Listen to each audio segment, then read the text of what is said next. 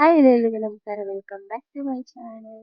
Long ಇವತ್ತು ತುಂಬಾ ದಿನಾನೇ ಆಗ್ಬಿಟ್ಟಿತ್ತು ಅಂಡ್ ಹಾಗಿದೆಲ್ಲ ಹೈದರಾಬಾದ್ ದಮ್ ಬಿರಿಯಾನಿ ಅವ್ರ ದಮ್ ಬಿರಿಯಾನಿ ಅಂತಾನೆ ಅದು ಅನ್ಕೊಳ್ಳಿ. ಸ್ಟಾರ್ಟ್ ಮಾಡಬಾರ್ದು ಅನ್ಕೊಂಡು ಅಪ್ಲೋಡ್ ಮಾಡ್ತಾ ಇದ್ದೀನಿ. ಈ ದಮ್ ಬಿರಿಯಾನಿ ತುಂಬಾ ಜನ ತುಂಬಾ ವೆರೈಟಿಯಲ್ಲಿ ಮಾಡ್ತಾರೆ ಅಂಡ್ ಇದನ್ನು ನಾನು ಸ್ಟೈಲ್ ಮಾಡಿದ್ದೀನಿ. ಇದು ನಿಮಗೆ ತುಂಬಾ ಇಷ್ಟ ಆದ್ರೆ ವಿಡಿಯೋ ನೋಡಿ ಇಷ್ಟ ಆಗಿದೆ ಅಂತ ಟ್ರೈ ಮಾಡಿ ಅಂಡ್ ಪ್ಲೀಸ್ ನೋಡಿ ಕಮೆಂಟ್ ಸೆಕ್ಷನ್ ಅಲ್ಲಿ ಕಮೆಂಟ್ ಮಾಡೋದು ಮಾಡಿಬಿಡಿ ಅಂಡ್ ಸಬ್ಸ್ಕ್ರೈಬ್ ಮಾಡೋದು ಮಾಡಿಬಿಡಿ. ಅಂಡ್ ಇಂಗ್ರೀಡಿಯೆಂಟ್ಸ್ ಏನೇನು ಬೇಕು ಅಂತ ನಾನು ಡಿಸ್ಕ್ರಿಪ್ಷನ್ಸ್ ಅಲ್ಲಿ ಹಾಕಿರ್ತೀನಿ. ಅಂಡ್ ಇಲ್ಲಿ ನಾನು 1 kg ಚಿಕನ್ ತೊಗೊಂಡಿದ್ದೀನಿ. ಸ್ಪೈಸಸ್ ಮಸಾಲಾಸ್ ಏನೇನು ಬೇಕು ಅಂತ ನಾನು ಹಾಕುವಾಗಲೇ ಹೇಳ್ತೀನಿ. ಈಗ ಮೊದಲಿಗೆ ನಾನು 3 ಇಂದ 4 ದಪ್ಪ ಈರುಳ್ಳಿ ಹೆಚ್ಕೊಂಡಿದ್ದೀನಿ ಅಂಡ್ ಇದನ್ನು ತುಂಬ ಚೆನ್ನಾಗಿ ರೋಸ್ಟ್ ಮಾಡ್ಕೊಬೇಕು. ತುಂಬ ಕಪ್ಪಾಗಿ ಮಾಡ್ಕೊಳಕ್ಕೆ ಹೋಗ್ಬಿಟ್ಟು ತುಂಬ ಸೀದಳಿ ಕಹಿ ಬಂದ್ಬಿಡುತ್ತೆ. ಈ 1 kg ಚಿಕನ್ಗೆ ಧನಿಯಾ ಪುಡಿ, ಖಾರ ಪುಡಿ, ಗರಂ ಮಸಾಲ, ಬಿರಿಯಾನಿ ಪುಡಿ, ಒಂದು ಚಿಟಿಕೆಯಷ್ಟು ಅರಿಶಿನ ಒಂದು ಬಿಟ್ಟು ನೀರಿಗೆಲ್ಲ 2 ಸ್ಪೂನ್ಸ್ ಹಾಕೊಂಡಿದ್ದೀನಿ. ಕರ್ಡು, ಮೊಸರನ್ನ ಸ್ವಲ್ಪ ಒಂದು ಹಾಫ್ ಕಪ್ಪು, ಮತ್ತು ಜಿಂಜರ್ ಅಂಡ್ ಗಾರ್ಲಿಕ್ ಮತ್ತು ಹಸಿಮೆಣಸಿನ್ಕಾಯಿನ ಚೆನ್ನಾಗಿ ಪೇಸ್ಟ್ ಮಾಡಿ ಹಾಕೊಳ್ಳಿ. ಆ್ಯಂಡ್ ನಾವೇನು ಫ್ರೈ ಮಾಡಿದ್ವಲ್ಲ ಆನಿಯನ್ಸ್ ಅದನ್ನು ಸ್ವಲ್ಪ ಹಾಕೊಳ್ಳಿ. ಆಮೇಲೆ ಈಗ ಹಸಿಮೆಣಸಿನ್ಕಾಯಿ ಒಂದೆರಡು, ಆಮೇಲೆ ಪುದೀನ ಸ್ವಲ್ಪ, ಕೊತ್ತಂಬರಿ ಮತ್ತು ಸ್ವಲ್ಪ ಉಪ್ಪು ಹಾಕೊಳ್ಳಿ. ಇದನ್ನು ಒಂದ್ಸರಿ ಕೈಯಲ್ಲಿ ಚೆನ್ನಾಗಿ ಮಿಕ್ಸ್ ಮಾಡಿ ಆ್ಯಂಡ್ ಹಾಫ್ ನಿಂಬೆಹಣ್ಣು ಸ್ವಲ್ಪ ಹಿಂಡ್ಕೊಳ್ಳಿ. ಆಮೇಲೆ ಅದನ್ನು ಕೂಡ ಮಿಕ್ಸ್ ಮಾಡಿ. ಈಗ ಅನ್ನಕ್ಕೆ ಒಂದು ತಪ್ಪಲೆಯಲ್ಲಿ ಕಸ್ತೂರಿ ಮೇಥಿ, ಆಲ್ ಸ್ಪೈಸಸ್, ಪಲಾವ್ ಸ್ಪೈಸಸ್, ಮತ್ತು ಸ್ವಲ್ಪ ಅಕ್ಕಿ ಮತ್ತು ಸ್ವಲ್ಪ ಉಪ್ಪು, ಪುದೀನ, ಕೊತ್ತಂಬರಿ, ಪಲಾವ್ ಎಲೆ ಪಲಾವ್ ಎಲೆ ಹಾಕೊಳ್ಳಿ. ಸ್ವಲ್ಪ ಚೆನ್ನಾಗಿ ಕುದಿಬೇಕು ನೀರು. ಇವಾಗ ಈ ಕಡೆ ಇನ್ನೊಂದು ತಪ್ಪಲೆ ಇಟ್ಕೊತಾ ಇದ್ದೀನಿ ಆ್ಯಂಡ್ ಅದರಲ್ಲಿ ಈರುಳ್ಳಿ ನಾವೇನು ಫ್ರೈ ಮಾಡಿದ್ವಲ್ಲ ಆ ಎಣ್ಣೆ ಮತ್ತು ಒಂದು 2 ಸ್ಪೂನ್ ತುಪ್ಪ, ಕಸ್ತೂರಿ ಮೇಥಿ, ಬೇಕಾದ್ರೆ ಸ್ಪೈಸಸ್ ಹಾಕೋಬೋದು, ಪಲಾವ್ ಸ್ಪೈಸಸ್. ಆಮೇಲೆ ನಾವೇನು ಮ್ಯಾರಿನೇಟ್ ಮಾಡಿದ್ವಲ್ಲ ಚಿಕನ್ ಅದನ್ನು ಸ್ವಲ್ಪ ಚೆನ್ನಾಗಿ ಆಯಿಲಲ್ಲಿ ಚೆನ್ನಾಗಿ ಫ್ರೈ ಮಾಡಬೇಕು. ಆಯಿಲಲ್ಲಿ ಒಂದು 10% ಅಷ್ಟು ರೋಸ್ಟ್ ಆಗಬೇಕು. 10% 5% ಅಷ್ಟು ರೋಸ್ಟ್ ಆದರೂ ಸಾಕು. ಈಗ ಅದೇನು ಮಸಾಲೆ ಉಳಿದಿರುತ್ತಲ್ಲ ಅದನ್ನು ಸ್ವಲ್ಪ ಹಾಕೊಂಡಿದ್ದೀನ ಜಾಸ್ತಿ ಹಾಕೊಳ್ಳೋಕೆ ಹೋಗ್ಬಿಡಿ. ಸ್ವಲ್ಪ ಫ್ರೈ ಆಗೋಷ್ಟರಲ್ಲಿ ನಾನು 2 glass of basmati rice and 1 glass of ಲೇಕರ್ ನೆನೆಸಿದೆ ಅದನ್ನು ಹಾಕೊತಾ ಇದ್ದೀನಿ. ಇದೊಂದು 70% ಬೆಂದರೆ ಸಾಕು. ಅನ್ನ ಜಾಸ್ತಿ ಬೇಯಿಸೋಕೆ ಹೋಗ್ಬಿಡಿ, ಕಟ್ಟಾಗ್ಬಿಡುತ್ತೆ. ಈಗೇನು ನಾವು ಫ್ರೈ ಮಾಡಿದ್ವಲ್ಲ ಚಿಕನ್ ಸ್ವಲ್ಪ ಇಟ್ಕೊತಾ ಇದ್ದೀನಿ ನಾನು. ಇವಾಗ ಒಂದು ಸ್ವಲ್ಪ ತೆಳ್ಳಗೆ ಬಿಡ್ತಾ ಇದ್ದೀನಿ. ಸೊ ಈಗ ಅನ್ನ ಒಂದು 70% ಅಷ್ಟು ಆಗಿದೆ. ಸೊ ಕೆಳಗಡೆ ನಾನು ಫಸ್ಟ್ ಲೇಯರ್ ನಾನು ಅನ್ನ ಹಾಕೊತಾ ಇದ್ದೀನಿ. ಸ್ವಲ್ಪ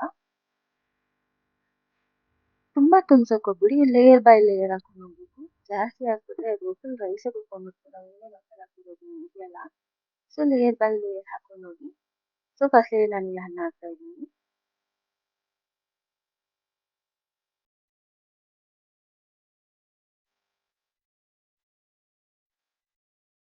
ಈಗ ಮೇಲ್ಗಡೆ ಮತ್ತೆ ಪುದೀನ ಸೊಪ್ಪು ಹಾಕೊಬೇಕು, ಆಮೇಲೆ ಕೊತ್ತಂಬರಿ ಸೊಪ್ಪು,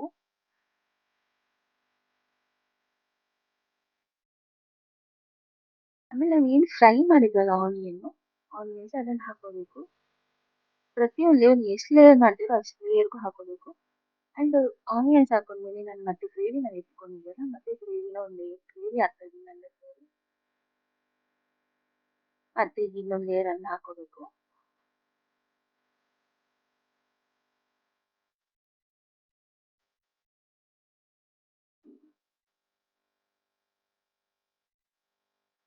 ಇದೇ ಥರ ಎಲ್ಲ ಲೇಯರ್ ಇದೇ ಥರ ಮಾಡ್ಕೊಂಡು ಹೋಗಿ. ಮತ್ತೆ ನಾನು ಪುದೀನ ಸೊಪ್ಪು ಹಾಕ್ಕೊತಾ ಇದ್ದೀನಿ.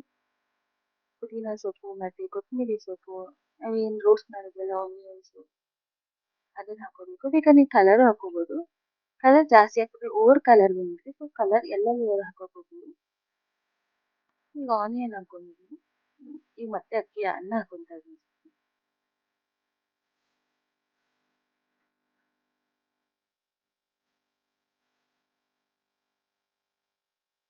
ಬೇಕಾದ್ರೆ ಈಗಲೂ ಗ್ರೇವಿ ಹಾಕೊಬೋದು, ನಾನು ಬಟ್ ಗ್ರೇವಿ ಹಾಕೊಂಡಿಲ್ಲ. ಸೊ ಕಮ್ಮಿ ಇತ್ತು ಅಂತ ಒಂದು ಕಾರಣಕ್ಕೆ ನಾನು ಹಾಕೊಂಡಿಲ್ಲ.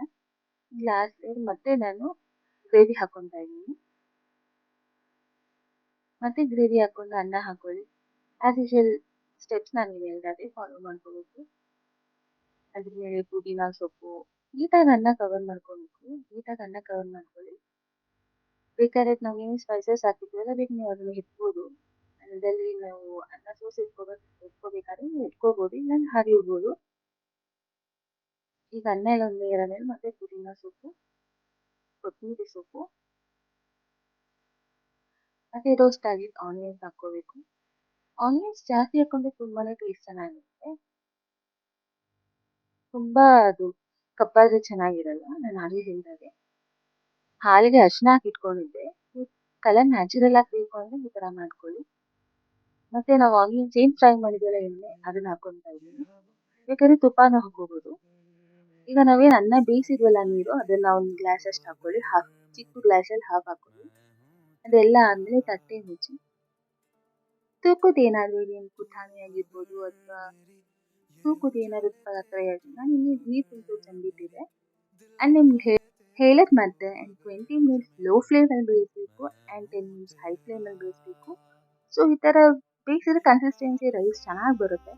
ಅಂಡ್ ತುಂಬಾ ಬೇಯಿಸ್ಬಿಟ್ರೆ ಓವರ್ ಬಾಯ್ಲ್ಡ್ ಆಗ್ಬಿಡುತ್ತೆ ರೈಸು. ತುಂಬಾ ಕೆಟ್ಟಾಗ್ಬಿಡುತ್ತೆ ತುಂಬಾ ಬೆಂದೋಗಿ. ಸೊ ಆ ತರ ಮಾಡಕ್ ಹೋಗ್ಬಿಡಿ. ಈ ತರ ಬೇಯಿಸಿ ನೋಡಿ ಆರ್ಗ್ಯಾನಿಕ್ ಕಲರ್ ಹಾಕಿರೋದು ಎಷ್ಟು ಚೆನ್ನಾಗಿ ಬಂದಿದೆ ರೈಸು ಅಂತ. ಸೊ ನಿಮಗೆ ಈ ರೆಸಿಪಿ ಇಷ್ಟ ಆಗಿದೆ ಪ್ಲೀಸ್ ಟ್ರೈ ಮಾಡಿ. ಅಂಡ್ ಹೇಗಿದೆ ಅಂತ ಹೇಳೋದು ಮರಿಬೇಡಿ. ಲೈಕ್ ಮಾಡಿ, ಶೇರ್ ಮಾಡಿ, ಕಮೆಂಟ್ ಮಾಡಿ, ಸಬ್ಸ್ಕ್ರೈಬ್ ಮಾಡೋದು ಮರಿಬೇಡಿ. Thank you.